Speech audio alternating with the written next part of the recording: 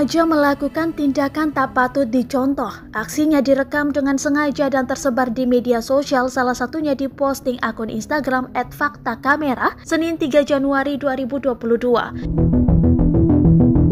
Dalam video, seorang remaja merekam aksi temannya yang mencabut Nisan kuburan. Nisan itu menjadi tangga digunakan untuk panjat pagar tembok sekolah yang tinggi. Kamera juga dialihkan pada sisi lain yang memperlihatkan puluhan kuburan di samping sekolah tersebut. Terdengar suara tertawa dari si perekam video. Warganet pun gemas mengomentari aksi dua remaja yang tak diketahui identitasnya ini. Salah satu warganet berceletuk agar keduanya berhati-hati nanti dihantui oleh pemilik kuburan yang dicabut nisannya.